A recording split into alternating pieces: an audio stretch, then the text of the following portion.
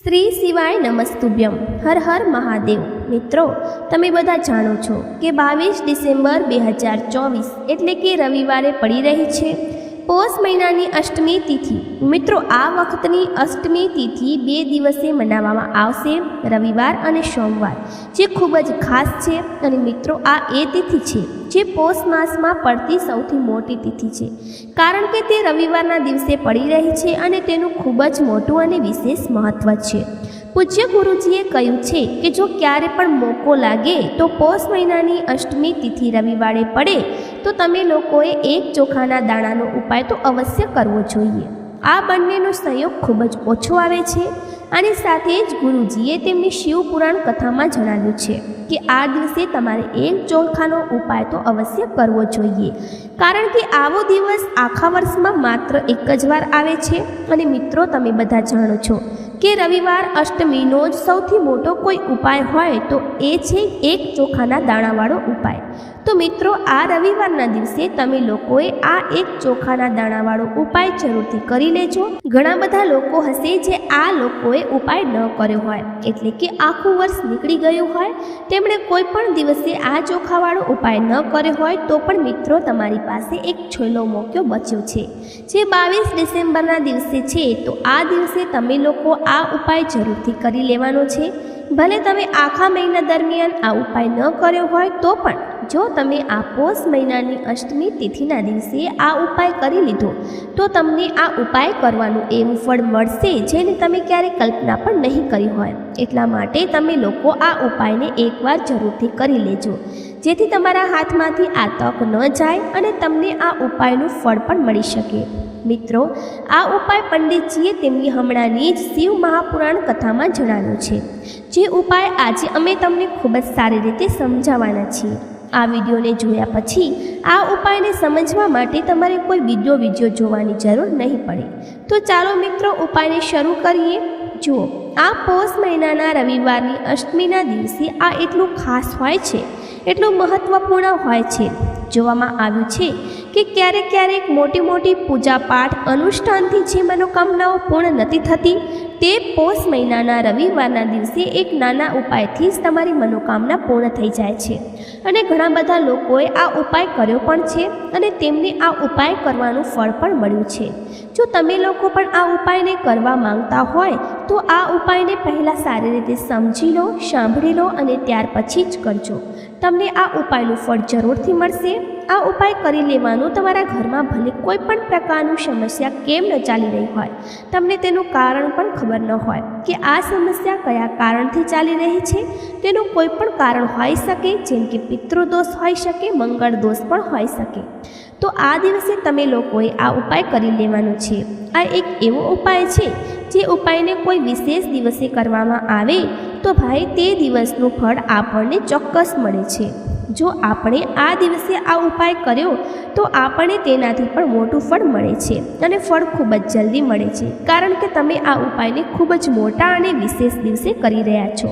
તો ચાલો હવે આ ઉપાય વિશે વાત કરીએ, પરંતુ તે પહેલાં તમે લોકોને જાણવું પણ આવશ્યક છે કે આખરે આ ઉપાય કયા સમયે કરવાનો છે, કોને કરવાનો છે અને કેવી રીતે કરવાનો છે. તો ચાલો અમે તમને આગળ વિડીયોમાં એક એક કરીને બતાવી દઈએ. પરંતુ તે પહેલાં જો તમે લોકો મારા ચેનલ પર પહેલી વખત આવ્યા હોય અથવા મારો અવાજ પહેલી વખત સાંભળી રહ્યા હોય તો ચેનલને જરૂરથી સબસ્ક્રાઈબ કરી દેજો અને આ વિડીયોને લાઈક કરી અને કમેન્ટ બોક્સમાં શ્રી શિવાય નમસ્તુભ્યમ અથવા ઓમ નમઃ શિવાય જરૂરથી લખી દેજો. તો મિત્રો, આ એક ચોખાવાળા ઉપાયને આપણે આ રવિવાર અષ્ટમીના દિવસે કેવી રીતે કરવાનો છે, કોને કરવાનો છે, કયા સમયે કરવાનો છે અને ક્યાં કરવાનો છે, આ બધા સવાલોના જવાબ તમને આ વિડીયોમાં મળી જશે. અને જે આ વિડીયોને જોશે તેને એક ચોખાવાળો ઉપાય જરૂરથી કરવો જોઈએ, કારણ કે આ દિવસે ચોખાનું ખૂબ જ મોટું અને વિશેષ મહત્ત્વ હોય છે. અને જ્યારે વાત આવે છે એક ચોખાના દાણાની તો આ સોના પર સુહાગા જેવી વાત થઈ જાય છે. આ એક ખૂબ જ મોટો ઉપાય થઈ જાય છે. આ રવિવાર અષ્ટમી તિથિની વાત કરીએ તો ઉપાયને જુઓ. આ એક ચોખાવાળા ઉપાયને વિડીયોના છેલ્લે બતાવવામાં આવ્યો છે, જે ઉપાય તમને જરૂરથી કરવો જોઈએ. તો જુઓ, આ ઉપાય તમે સવારથી લઈને સાંજ સુધી કરી શકો છો. તો ચાલો વળીએ ઉપાય તરફ. જુઓ, આના માટે તમારે શું કરવાનું છે? એક કાળા મરી લેવાનું છે. જુઓ, ધ્યાનથી સમજો કે કાળું મરી ક્યાંયથી પણ ખંડિત ન હોવું જોઈએ. આ પછી તમારે લેવાનું છે કે એક ગોળ વાટવાળો દીવો. જુઓ, તમે ચાહો તો માટીનો પણ લઈ શકો છો. જો તમારી પાસે માટીનો ન હોય તો તમે આ દીવો શુદ્ધ લોટનો પણ બનાવીને એક દીવો બનાવી શકો છો. બસ તમારે ધ્યાન રાખવાનું છે કે લોટમાં તમારે મીઠું હળદરનો ઉપયોગ નથી કરવાનો, બરાબર ને? તો તમે એક સરસવનો દીવો બનાવી લો. તે દીવામાં ગોળ વાટ મૂકી અને તે દીવામાં તમારે ઘી ભરવાનું છે. જુઓ, ગાયનું શુદ્ધ ઘી તમારે તે દીવામાં ભરવાનું છે. હવે શું કરવાનું છે? તમારે આ બંને વસ્તુઓ લઈ જવાનું છે અને બીલીપત્રના વૃક્ષ પાસે. જુઓ, ગુરુજીએ તેમની હમણાંની શિવ મહાપુરાણમાં કથામાં કહ્યું હતું કે જે પણ વ્યક્તિ પ્રદોષ કાળમાં જે પણ એક દીવો પ્રગટાવી દે છે તેના ઘરે ધનની કમી નથી થઈ શકતી. જુઓ, તમે તમારા ઘરની આસપાસ ક્યાં પણ બીલીપત્રનું વૃક્ષ છે અથવા નથી? જો તમારા ઘરની આસપાસ ક્યાંય બીલીપત્રનું વૃક્ષ નથી કે ઘરથી ખૂબ જ દૂર પડે છે તો તમે જઈ શકતા નથી, તો તમારે આગળ એ પણ બતાવીશું કે કેવી રીતે આ ઉપાય કરવો જોઈએ જો બીલીપનું વૃક્ષ ન હોય. જુઓ, હવે તમારે પ્રદોષકાળનો સમયમાં જે બંને વસ્તુઓ લઈ જવાનું છે. તો બીલી વૃક્ષની પાસે હવે શું કરવાનું છે? સૌથી પહેલાં તમારે ઉત્તર દિશા તરફ મોં કરીને ઊભા રહેવાનું છે અને જે તમે દીવાને લઈ ગયા છો તેથી તમારે બીલીપત્રના મૂળમાં પ્રગટાવવાનું છે. દીપક પ્રગટાવ્યા પછી એક કાળા મરી તમારી હથેળી પર રાખવાનું છે અને બીલીપત્રની વૃક્ષની તમારે 5 વખત પરિક્રમા કરવાની છે. અને જો તમે પરિક્રમા બીલીપત્રના વૃક્ષની નથી કરી શકતા તો તમારે દીપકની ચારે બાજુએ એટલે કે ક્લોકવાઇઝ 5 વખત ફેરવવાનું છે. એક આરતી કરવાની છે અને ફેરવ્યા પછી તમારે એ જ કાળા મરીને દીપકમાં નાખી દેવાનું છે અને ત્યાં જ બેસીને હાથ જોડીને આંખો બંધ કરીને તમારે જે પણ તમારા જીવનની સમસ્યાઓ છે, ઘરમાં લક્ષ્મીજી નિવાસ નથી કરતા અને બીજી પણ જીવનમાં જે સમસ્યાઓ છે તે સમયે તમારે વિનંતી કરવાની છે. અને આ પછી જો તમારા ઘરની આસપાસ ક્યાં પણ બીલીનું વૃક્ષ નથી તો તમારે આ બધી વસ્તુઓ લઈ અને ભગવાન શિવના મંદિરમાં જવાનું છે. શિવના મંદિરમાં પહોંચીને તમારે શું કરવાનું છે? તો તમારે એક દીપકને તમારા શંકરજીના મંદિરમાં ચોખટ હોય છે ને ત્યાં તમારે આ દીપકને પ્રગટાવવાનું છે. દીપક પ્રગટાવતી વખતે તમારું મોઢું ઉત્તર દિશા તરફ હોવું જોઈએ. દીપક પ્રગટાવ્યા પછી તમારે શું કરવાનું છે કે એક કાળું મરી તમારી હથેળી પર રાખવાનું છે.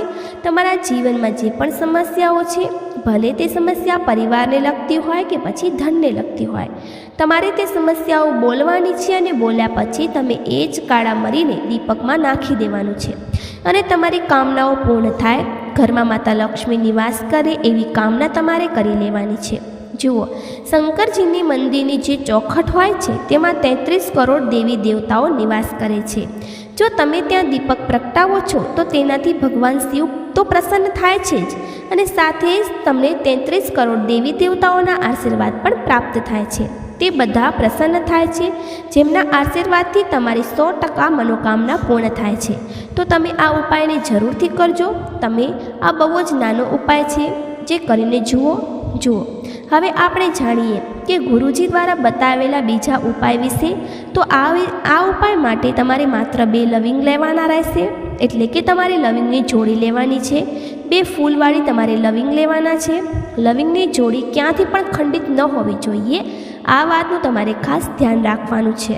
અને સાથે જ તમારે લેવું પડશે લાલ ચંદનનું પાવડર. જુઓ, જો તમારી પાસે લાલ ચંદનનું લાકડું છે તો તેને ઘસીને પણ તમે ચંદનના રૂપમાં ઉપયોગ કરી શકો છો. જો પાવડર છે તો તેનો પણ તમારે ઉપાય માટે ઉપયોગ કરી લેવાનો છે. અને ચંદન જે છે તે તેજનું પ્રતીક માનવામાં આવ્યું છે. સાથે જીવનના અંધકારને દૂર કરવાનું પ્રતીક માનવામાં આવ્યું છે. હવે આની સાથે જ તમારે માત્ર 1 તાંબાના પાત્રમાં શુદ્ધ જળ લેવાનું રહેશે તમારા ઘરેથી. હવે મિત્રો, આ 3 સામગ્રીને લઈને સીધા તમારે પહોંચી જવાનું છે ભગવાન શિવના મંદિરમાં. જુઓ, આની સાથે જ હું તમને એક ગોળ બત્તીનો દીવો પણ લેવાનો રહેશે. દીવામાં તમે માટીનો દીવો પણ લઈ શકો છો, શુદ્ધ ઘીનો ઉપયોગ કરી શકો છો. દીવામાં તમારે શુદ્ધ ઘીનો ઉપયોગ કરવાનો છે. પરંતુ જેવા તમે બધી સામગ્રીઓને મંદિરમાં લઈને પહોંચશો તો મંદિરના જેવા ચોખટ પર ત્યાં પહોંચશો તો મંદિરની ચોખટની સીધી બાજુએ તમારી સાથે એક ગોળ બત્તીનો દીવો લઈને આવ્યા છો તો તેને સૌથી પહેલાં પ્રગટાવી દેવાનો છે. એટલે જેવા જ તમે મંદિરની ચોખટમાં ત્યાં પ્રવેશ કરો છો તો તેને સીધી બાજુએ તમારે આ ગોળ બત્તીનો દીવો પ્રગટાવી દેવાનો છે. હવે જુઓ, જેવા જ તમે આ દીવોને પ્રગટાવશો તો તમારી જે મનોકામના છે તે તમારે બોલી દેવાની છે. તમે આ દીવાને આ રીતે પ્રગટાવ્યા પછી આ બધી સામગ્રીઓને તમારે શિવલિંગ પાસે લઈ જઈને પહોંચવાનું છે. હવે જુઓ મિત્રો, તમારી પાસે જે એક તાંબાના પાત્રમાં શુદ્ધ જળ છે તેમાંથી તમારે માત્ર અડધો લોટો જળ ભગવાન શિવના શિવલિંગ પર અર્પણ કરવાનો છે. અડધો લોટો જળ તમારે એ જ પાત્રમાં બચાવીને રાખવાનું છે. હવે મિત્રો, તમારી પાસે જે બે લવિંગ છે એટલે કે લવિંગની જોડી છે તેમાંથી તમારે તમારું નામ, તમારા ગોત્રનું નામ બોલતા બોલતા તમારી જે પણ સમસ્યા ચાલી રહી છે, તમારા જીવનમાં જે પણ પરેશાનીઓ ઉત્પન્ન થઈ રહી છે તે તમારે બોલી દેવાની છે. અને આ જે લવિંગની જોડી છે તેને તમારે ભગવાન શિવના શિવલિંગ પર અર્પણ કરી દેવાની છે. જેવા તમે આ બે લવિંગ શિવલિંગ પર ચડાવશો તો તમારો હાથ જે છે ત્યાં તમારે રાખવાનો છે અને મહાદેવને પ્રાર્થના કરવાની છે કે હે મહાદેવ, મારા જીવનમાં આ જે પરેશાનીઓ છે તે બધી દૂર થઈ જાય અને તમારા જીવનમાં ધન સંબંધિત જે પરેશાનીઓ ચાલી રહી હોય તે તમારે બધી જ પરેશાનીઓ, જેમ કે બાળકોને ભણવા લખવામાં મન નથી લાગતું, તમારો વ્યાપાર બરાબર નથી ચાલતો, ઘરમાં રોગની સ્થિતિ બની રહે છે, એટલે કે જે પ્રકારની તમારી જે પણ સમસ્યાઓ હોય તે તમારે મહાદેવને બોલી દેવાની છે અને મહાદેવની બધી સમસ્યાઓ દૂર કરવા માટે પ્રાર્થના કરવાની છે. હવે જુઓ મિત્રો, તમે જે બે લવિંગ શિવલિંગ પર અર્પણ કરી હતી તેને તમારે ત્યાંથી ઉઠાવી લેવાની છે અને બંને લવિંગને તમારે શિવલિંગ પરથી ઉઠાવી અને સીધી તે જળના પાત્રમાં નાખી દેવાની છે. એટલે કે તમે અડધો લોટો જળ જે બચાવ્યું હતું તેમાં જ તમારે આ બે લવિંગ નાખી દેવાની છે અને સાથે જ તમે જે લાલ ચંદન લઈને આવ્યા હતા તે લાલ ચંદનને તમારે તે જ પાત્રમાં નાખી દેવાનું છે. એટલે કે અડધો લોટો જે જળ બચ્યું હતું તેમાં જ તમને અડધા લોટા જળમાં અંદર તમારે આ લાલ ચંદન નાખી દેવાનું છે. હવે જુઓ, આ અડધા લોટા જળમાં જે તમે બે લવિંગ નાખી છે, લાલ ચંદન નાખ્યું છે, તેને સીધું લઈને તમારે પહોંચવાનું છે બીલીના વૃક્ષ પાસે. ત્યાં જુઓ, બીલીનું વૃક્ષ જો તમારા ઘરે છે તો તમારે આવી જવાનું છે ઘરે, અને જો આસપાસ તમારે બીલીનું વૃક્ષ પણ ક્યાં હોય તો તમારે ત્યાં પહોંચી જવાનું છે. અને ત્યારબાદ તમારું જે મોઢું છે તે ઉત્તર દિશા તરફ હોવું જોઈએ. અને ત્યારબાદ તમારે તમારું નામ, તમારા ગોત્રનું નામ બોલવાનું છે અને ફરીથી તમારી જે પરેશાનીઓ હતી તે શિવલિંગ પાસે બોલી હતી ત્યારે તમારે બીલીપત્રના વૃક્ષ પાસે બોલી દેવાની છે. અને આ જે અડધો લોટો જળ છે તેમાંથી તમારે આખા બીલીપત્રના વૃક્ષમાં જળમાં શ્રી શિવાય નમસ્તુભ્યમ મંત્રનો જાપ કરતાં કરતાં સમર્પિત કરી દેવાનું છે. તો બસ આટલો જ ઉપાય તમારે કરવાનો છે. જે પણ તમારી પરેશાનીઓ છે, સમસ્યાઓ છે, તેને મહાદેવ ચોક્કસથી દૂર કરશે. હવે મિત્રો, આપણે જાણીએ છીએ કે ત્રીજો ચમત્કારિક અને વિશેષ ઉપાય વિશે. તો જુઓ, આ ઉપાય ખૂબ જ ચમત્કારિક અને વિશેષ છે, કારણ કે આ ઉપાયથી તમારામાં તેજની વૃદ્ધિ થશે. જીવનમાં જેટલો અંધકાર છે તે બધો દૂર થઈ જશે. આ ઉપાય માટે તમારે માત્ર એક ગોળનો ટુકડો લેવાનો છે. ગોળનો ટુકડો તમારા જીવનમાં તેજની વૃદ્ધિ કરે છે. આની સાથે તમારા જીવનમાં જે અંધકાર છે તેને દૂર કરે છે. આની સાથે જ હું તમને એક ચોખાના દાણાનો એટલે કે અક્ષતનો એવો ઉપાય બતાવવાની છું જે તમારા જીવનમાં સુખ શાંતિ લઈને આવશે અને તમારા જીવનમાં ધનની જેટલી પણ પરેશાનીઓ છે તેને સમાપ્ત કરી દેશે. આની સાથે જ તમને માત્ર એક લીલા મગ લેવાનો. લીલા મગ જે છે તે બુધ ગ્રહને પ્રસન્ન કરે છે. જુઓ, લીલા મગનો ઉપાય કરવાથી બુધ ગ્રહ મજબૂત થાય છે અને બુધ ગ્રહના મજબૂત થવાથી બુદ્ધિ, જ્ઞાન અને વિવેકની પ્રાપ્તિ થાય છે. તો આ ત્રણેય સામગ્રી તમારે એક એક લઈ આવવાની છે. એટલે કે એક ગોળનો ટુકડો, એક ચોખાનો દાણો, એક લીલો મગ તમારે લેવાનો છે. જુઓ, લીલો મગનો દાણો અને ચોખાનો જે દાણો હોય છે તમારે આખો લેવાનો છે, ખંડિત ન હોવો જોઈએ. અને આની સાથે જ તમારે માત્ર એક તાંબાના પાત્રમાં તમારે ઘરથી શુદ્ધ જળ લઈને આવવાનું છે. જુઓ, હવે આ બધી સામગ્રીઓને લઈને સીધા તમારે પહોંચી જવાનું છે ભગવાન શિવના મંદિરમાં. તમે આ ઉપાય સવારથી લઈને સાંજ સુધી કોઈ પણ સમય કરી શકો છો, પરંતુ રવિવારના દિવસે જ તમારે આ ઉપાય કરવાનો છે. તો સૌથી પહેલાં તો તમારે એક ગોળનો ટુકડો, એક ચોખાનો દાણો, એક લીલા મગનો દાણો લેવાનો છે. ત્રણેયને તમારે તે જળના પાત્રની અંદર નાખી દેવાના છે. પરંતુ આ જે ઉપાય છે તે તમારા જીવનની બધી પરેશાનીઓને દૂર કરવા માટે થાય છે. પરંતુ વિશેષ મનોકામના ત્રણેય સામગ્રીઓથી જ તમારે પૂર્ણ થાય છે. જુઓ, તમારા જીવનમાં તેજસ્વી હશે તો બધા તમારી સાથે વાતચીત કરશે, બધા તમારી સાથે વાત કરશે. તમારું જે માન સન્માન છે તે વધે છે. અને જે ચોખાનો દાણો છે તે ધનમાં વૃદ્ધિ કરે છે, મનની શાંતિ થાય છે. અને જે લીલો મગ છે તે બુદ્ધિ, જ્ઞાન અને વિવેકની પ્રાપ્તિ થાય છે. તો હવે જુઓ, આ જે એક પાત્ર છે તેનાથી તમારે ભગવાન શિવના શિવલિંગ પર ધીરે ધીરે અર્પણ કરી દેવાનું છે. શ્રી શિવાય નમસ્તુભ્યમ આ મંત્રનો જાપ કરતા કરતા અને તમારે તમરુકેશ મહાદેવનું મનમાં સ્મરણ કરવાનું છે. સ્મરણ કરતાં કરતાં, પરંતુ તમારે તમરુકેશ મહાદેવનું સ્મરણ કરવાથી જ આ જે ઉપાય છે તે વધુ પ્રભાવશાળી બની જાય છે. તમરુકેશ મહાદેવનું સ્મરણ કરતાં કરતાં ઉપાય કરવાથી તમારા જીવનમાં જે પણ અશાંતિ છે તે બધી દૂર થઈ જશે. જો આ રીતે તમારે આ સુંદર ઉપાય કરી લેવાનો છે.